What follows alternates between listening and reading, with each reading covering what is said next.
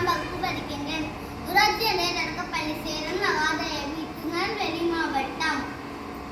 கர்ம வீரர், பெருந்தலைவர், கருப்பு காந்தி என்றெல்லாம் போற்றப்படும் காமராஜர் அவர்களை பற்றி பேச போகின்றேன்.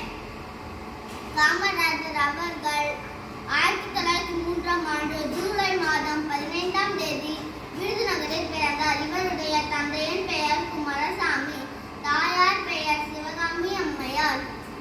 காமராஜர் காந்தி வழி, பெண் பற்றி, ஒத்துழைமை இயக்கம், அந்நியது துணி எதிர்ப்பு, சட்டமன்ற முதலிய போராட்டங்களில் ஈடுபட்டு 9 ஆண்டுகள் சிறை சென்றுள்ளார். காமராஜர் 1954 முதல் 1963 வரை 9 ஆண்டுகள் தமிழக முதல்வராக பணியேற்றனர். இதனால்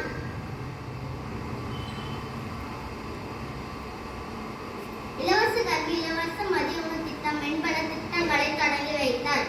இதனால் கல்வி கண் திறந்த காமராஜர் என்று அழைக்கப்படுகிறார். நன்றி.